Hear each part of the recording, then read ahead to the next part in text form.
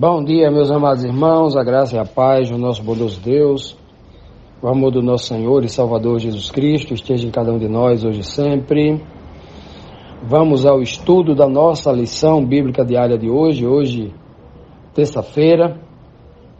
Vamos dar continuidade ao estudo aqui do capítulo 14 do livro de João.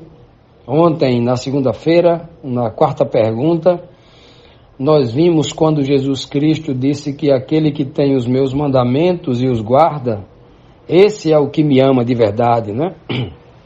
E aquele que me ama será amado pelo meu Pai, e eu também o amarei, e me manifestarei a ele. Olha que coisa linda, é assim que Cristo diz, ó, aquele que me ama vai ver a manifestação da minha pessoa, do meu poder ou do poder do Pai manifestado em mim na vida dele. Olha que coisa linda, né? Pois bem, então hoje, na quinta pergunta, nós temos aqui um questionamento muito importante que vai dar continuidade ao raciocínio anterior. Que resposta deu Jesus ao ser questionado porque não se revelaria ao mundo, não se revelaria com poder ao mundo, né? Não se revelaria de forma espiritual profunda ao mundo, mas apenas aos seus discípulos. Quais pessoas somente ele se revelaria? Os discípulos perguntaram, né, quando ele disse, olha, eu me revelarei, me manifestarei a ele. Aí os discípulos perguntaram, quem são eles, né? Aí Cristo responde no versículo 23, ó. Respondeu-lhe Jesus, se alguém me amar, guardará a minha palavra, e meu Pai o amará. E viremos para ele e faremos nele morada. Que coisa linda, não é essa resposta de Cristo? Primeiro aqui esse verso, ele está em harmonia com todas as outras doutrinas bíblicas. A doutrina que só existe duas pessoas no governo celestial, né? Apenas Pai e Filho, não tem uma trindade, não tem três pessoas aqui. Jesus diz bem claro, se alguém me amar, eu, Jesus, a primeira pessoa aqui é ele, guardará a minha palavra. E meu Pai, segunda pessoa, o Pai, também o amará. E eu e meu Pai viremos para ele e faremos morada nele. É só o Pai e o Filho. Veja que quem vem fazer morada, as pessoas que fazem morada no homem, os seres pessoais, é Pai e Filho. E como é, já que uma pessoa não pode morar dentro de outra, como é que o Pai e o Filho moram nas pessoas? Através do seu Espírito. O Espírito de Deus em Cristo testifica com o meu Espírito. Né? Já que o homem tem um Espírito, Jesus tem um Espírito, o Pai tem um Espírito, todo ser pessoal tem um Espírito. Né? Pois bem, essa é a primeira harmonização da doutrina bíblica que nós enxergamos aqui. Um outro ponto importante a ser observado nesse texto é que o texto mostra aqui uma condicionante, né? Uma condicionante para que a pessoa guarde os mandamentos de Deus. O condicionante é o amor. Se o sujeito não amar a Deus, ele não observa a sua palavra. Veja que aqui nós abrimos um precedente muito grande aqui. Ó.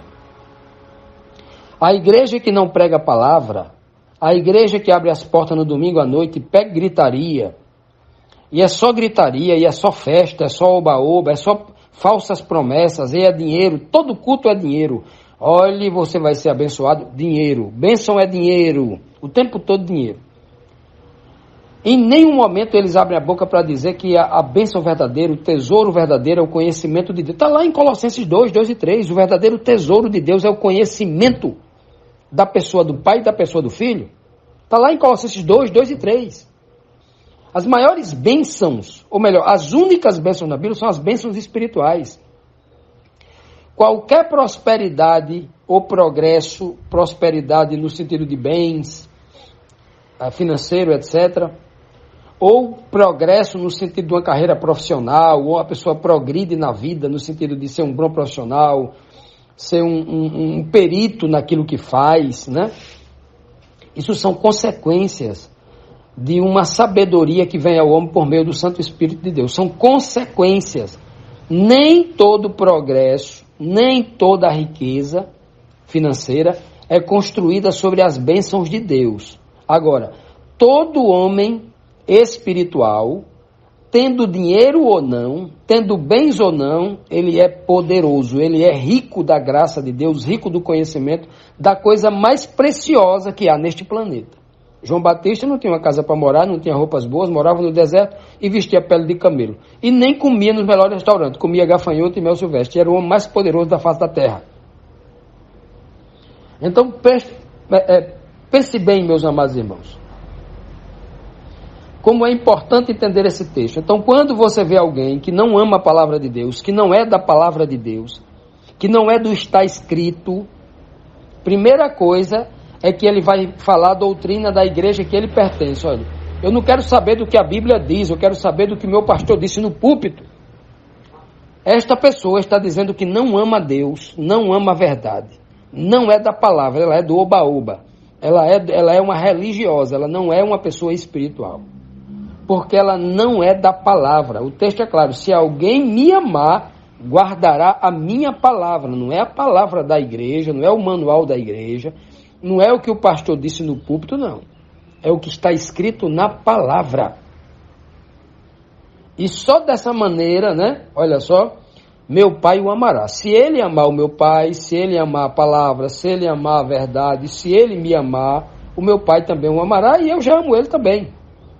E aí, quando isso acontecer, houver amor pela verdade, houver amor pela palavra, porque conhecendo a palavra vai conhecer o Pai, vai conhecer o Filho, vai amar a Deus e a Cristo, e aí sim, nós, eu e meu Pai, viremos para Ele e faremos morada nele. Então veja só, o questionamento é muito claro, né? Que resposta deu Jesus ao ser questionado? Porque não se revelaria ao mundo, mas somente aos discípulos. Porque o mundo não ama a verdade, o mundo não ama a palavra, o mundo não ama Deus, o mundo não ama Jesus. É por isso que ele nunca se revelará ao mundo. E quando eu falo mundo, a gente está colocando no meio do mundo aí a maioria dos evangélicos que dizem cristãos, a maioria dos católicos que se dizem cristãos, a maioria dos espíritas que se dizem cristãos, a maioria das pessoas que dizem crer no cristianismo, né? A maioria dessas pessoas. A maioria, quando eu digo maioria, é maioria mesmo, é depois de 95%, é muita gente. Porque essas pessoas nunca aprenderam, na verdade nem conhecem a Bíblia, nem têm um desejo de se aprofundar nela.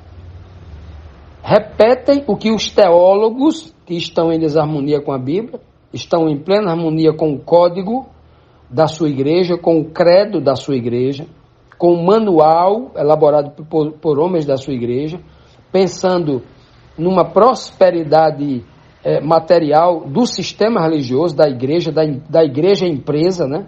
A preocupação é a arrecadação, a preocupação é construir mais templos, mais patrimônio, a preocupação é comprar uma rede de TV, é uma rede de rádio, é ter as maiores universidades do planeta, é ter os melhores hospitais, é ter as maiores escolas.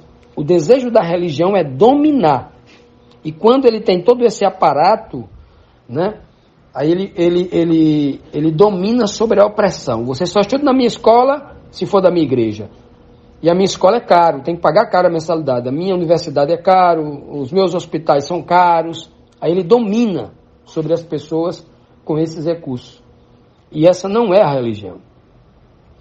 Jesus, para dominar sobre Satanás, o pecado e sobre todos os poderes malignos deste planeta, veio sem nem R$1 no bolso, sem nem um tostão no bolso, sem nenhuma reputação teológica, nenhum certificado, não estudou nenhuma universidade, sem aprovação dos líderes religiosos. Pelo contrário, combateu tudo isso, o tempo todo, a vida toda combateu, sendo morto por esse sistema de coisas, né? Por esses fatores reais de poder que atacaram Jesus Cristo. Atacaram Deus, atacaram a verdade. Então, por isso que ele não vem para todas as pessoas, porque somente os seus discípulos que entendem essa verdade espiritual ama e guarda a sua palavra. Os verdadeiros discípulos de Cristo amam a palavra mais do que qualquer cerimônia religiosa. Os verdadeiros discípulos amam a palavra, a verdade sobre tudo. E aqui está porque Cristo não consegue habitar em todas as pessoas. Porque as pessoas estão mais cheias do mundo do que cheias do amor e da verdade. Continuando, amados, vamos agora para a sexta pergunta. quais eram as duas pessoas que transmitiam as palavras dos discípulos, que transmitiam as palavras aos discípulos. Quem eram as únicas duas pessoas que faziam isso? Era uma trindade, era Pai, Filho e Espírito Santo. Quem é que Jesus Cristo cita aqui como as duas pessoas responsáveis por produzir e transmitir essas palavras, as mensagens, as verdades aos discípulos e ao mundo? Quem? Veja que o versículo 24, Cristo continua dizendo: quem não me ama, não guarda as minhas palavras. Ponto facultativo. Primeira parte do verso diz claramente: as pessoas que dizem que não conseguem guardar o mandamento, as pessoas que dizem que é muito difícil viver sem pecar, as pessoas que ficam negando a palavra de Deus, negando o poder que há na palavra de Deus, que traz esse poder às pessoas para que elas guardem e vivam a palavra, a verdade mesmo é que ela nunca amou Jesus Cristo, nunca amou a palavra, nunca amou Deus. A verdade é a falta de amor. Quem não me ama, não guarda as minhas palavras. Ele está dizendo aqui o seguinte, o contraditório é verdadeiro, viu? Quem me ama, guarda todas as minhas palavras. O Cristo estava mentindo quando disse isso aqui.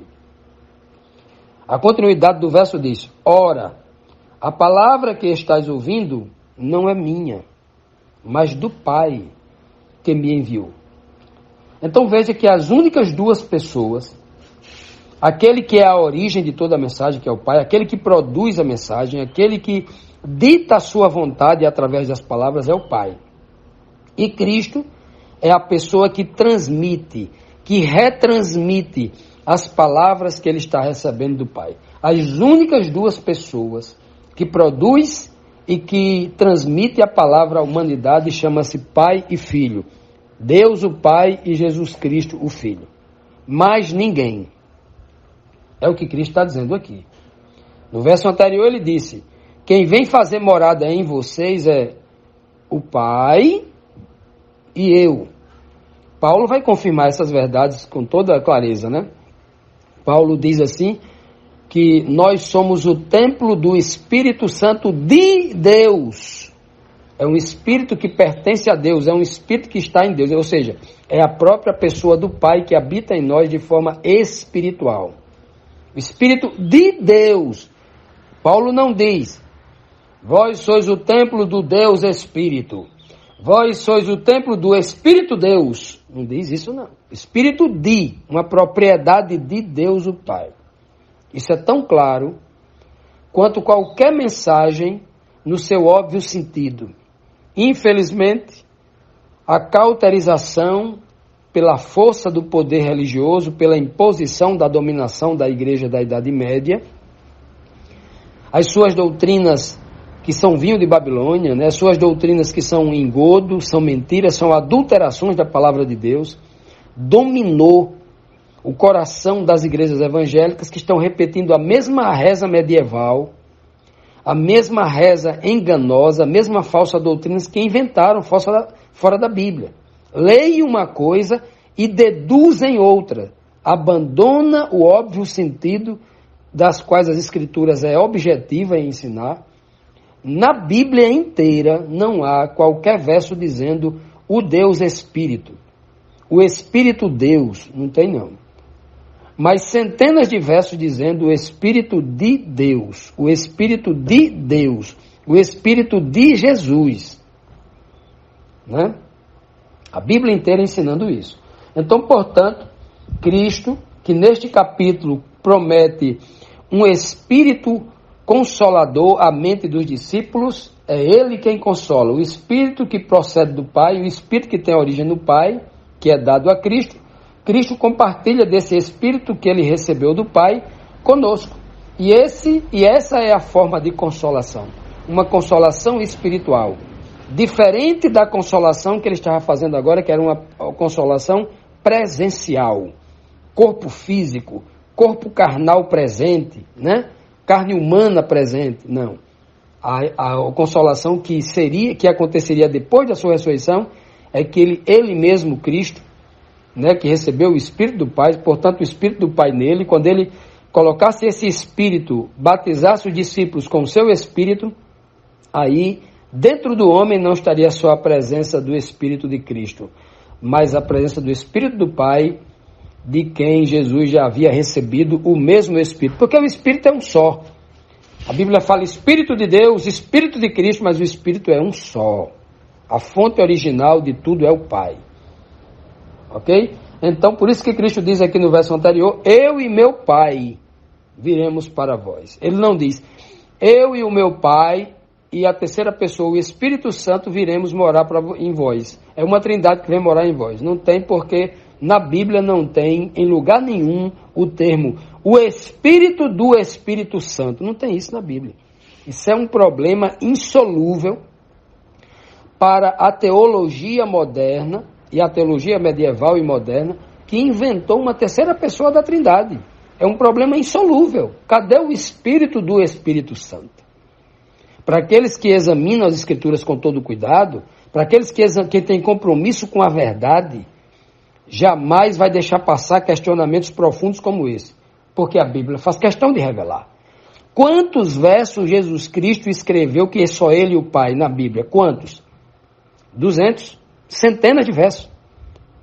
Centenas. No livro que nós escrevemos, chamado 222 questões sobre a divindade, ou 222 questões que colocam em xeque a doutrina da Trindade, nós paramos de escrever as questões em 357 questões, mostrando só Pai e Filho, Pai e Filho. Um dos versos, por exemplo, que diz, está em Mateus, capítulo 11, verso 27. Ninguém conhece o Pai, senão somente o Filho. E ninguém conhece o Filho, senão somente o Pai. Olha só, aí ele anula completamente a existência de qualquer terceira pessoa coigual e coeterna com eles dois, supostamente, como eles dizem, Não tem isso na Bíblia, não. Então, diante de tanta argumentação profunda para aqueles que amam a palavra de verdade, aqueles que amam a religião, amam repetir o que um pastor teólogo mentiu no púlpito, dizendo que há uma terceira pessoa, que fica repetindo reza, e não tem coragem de examinar a Bíblia para encontrar 200, 300, 400 versos, como a gente encontra fácil, mostrando que há apenas pai e filho, aí eles ficam discutindo religiosidade porque não tem coragem de ir para a Bíblia, não tem coragem de examinar a Bíblia, não tem compromisso com a verdade, como disse Cristo. Só quem vai receber a verdadeira presença do Espírito Santo no coração é quem ama a mim, quem ama o Pai e ama a palavra. Olha só, tem muita gente dizendo que é cheio do Espírito Santo por aí, Olha, existe também espírito de demônios aí, por aí, que fazem milagres e prodígios da mentira. Cuidado, a única diferenciação entre uma coisa e outra é a palavra. É a palavra que prova os espíritos. É a palavra que diz se aquele espírito vem de Deus ou não. É a palavra quem diz o que é verdade e é mentira. É a palavra que é a espada que vence a guerra. Foi com a palavra que Jesus Cristo venceu Satanás lá no deserto, 40 dias, com muita fome, muito frágil fisicamente. Foi lá que ele destruiu Satanás, com a palavra, com a espada na mão. Está escrito, disse ele 3 vezes, diante das 3 tentações de Satanás. Devemos fazer o mesmo. É isso que o Senhor espera de cada um de nós. E assim, amando a Deus, amando a Cristo, amando a sua verdade, a sua palavra, receberemos como habitantes em nossa mente essas 2 pessoas mais poderosas do universo, o Pai e o Filho, habitando em nós.